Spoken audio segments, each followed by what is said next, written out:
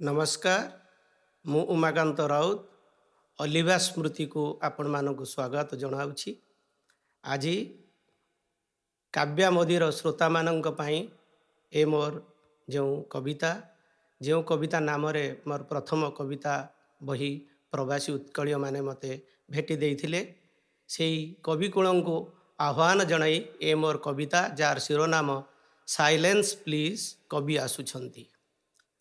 आरे मूर्ख नाममात्र कवि की कविता लेखुछु रे तुही प्रेमर कविता हीन प्रियतमा पाई कह आरे कवि केते काल आउ कवितार भसा मेघ धोक्का खाई चली टांगरा पहाड़े केते काल आउ कवितार धनुषर प्रेमिकार तांबूल रे तीर बिंदु थिबो केते काल। आरे कवि प्रिय कवि मोर एबे भी समय अछि प्रमाण देबाकू हेबो कविता बनिता नुहे नुहे भी से लता चरी जीवाकू हेबो श्रावणर बारी धार भली सुसार्थ समाज भूई किता परे किता सुसार्थ समाज भूई किता परे किता शब्दंकर सुपुष्ट खाद्य रे जदि न पुरिला कला हांडी शुष्क हांडी पेट शब्दंकर झांझ करताले जदि न भांगिला कुंभकर्णी प्रशासक निद शब्दंकर पथर माड़े जदि न फाटिला अपारग नेतांकर टाण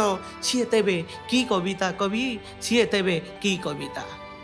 शब्दंकर सुपुष्ट खाद्य रे जदि न पुरिला कला हांडी शुष्क हांडी पेट शब्दंकर झांझ कर ताले जदि न भांगिला कुंभकर्णी प्रशासक निद शब्दंकर पथर माड़े जदि न फाटिला अपारग नेतांकर टाण सी तेबे की कविता कवि सी तेबे की कविता।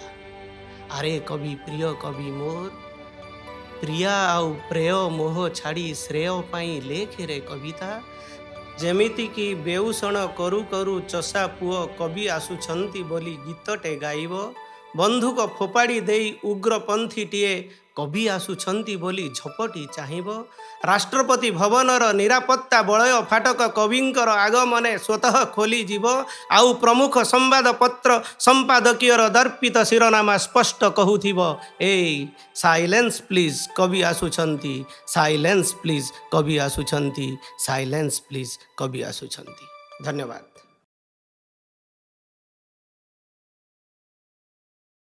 साहित्य महामंच अलिभा स्मृति कार्यक्रम संपूर्ण भाव साहित्य भित्तिक कार्यक्रम। यही कार्यक्रम रे लेखक लेखिका माने निजस्व कविता और गल्प पाठ करती। जदि कौन लेखक किंबा लेखिका अन्य कहा लेखा को पाठ करती और चैनल कर्तृपक्ष को सूचना दियंती नहीं एथिपाई चैनल और चैनल कर्तृपक्ष और सदस्य माने दायी रहिबे नहीं। धन्यवाद।